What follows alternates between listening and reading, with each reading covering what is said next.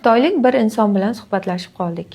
O'ziga to'q, bizneslari bor, ateist inson. Xitoyliklarni aksariyati qismi kabi. Ya'ni hayotida sodir bo'layotgan har bir hodisa uchun o'zi javobgar, barcha mas'uliyat uning zimmasida. To'g'risi qo'rqinchli tuyuldi menga. Insonni bu darajada katta mas'uliyat bilan yashashini xitoyliklarda ko'rdim. O'sha mas'uliyatni ozgina bo'lsa ham unutish uchun kechqurun ichishar ekan. Chunki bosim bilan yashash oson emas. Shu mas'uliyat sabab Xitoyda tug'ilish soni ketma-ket yillar davomida pasayib ketmoqda. O'zini mas'uliyatiga yana bir mas'uliyat olishni ular xohlashmayapti ham o'zi.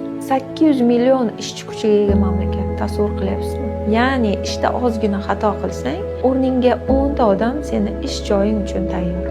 Ming inson uchun zo'r qulayliklar, zo'r sharoitlar qilgani bilan ularda yashash yengillashmaganini o'zlari ham tan olishadi. Mehnatkashligi sababi esa natijaning ham mas'uliyatini o'zlariga olishgani ekan.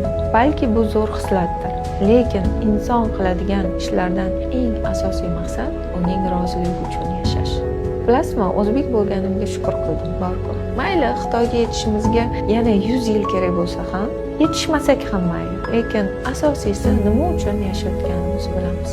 Sababini qilib, natijasini unga qoldirib, uning roziligi uchun yashash bu Xitoyga borib his qilib kelgan eng katta baxtim ekanligini bildim.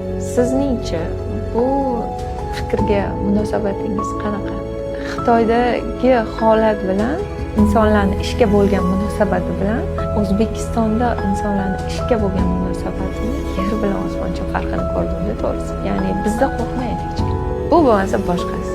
Bu bo'lmasa boshqasi. Ya'ni bemalol almashtirish huquqi balki bizga qo'rqmasligimiz, natijani unga topshirib qo'yganligimiz, balki bu zo'r xislatdir. Lekin bu qiziqdi. Mana shu joyda sizlarning ham fikrlaringizni kutaman. Siz nima o'ylaysiz bu haqida?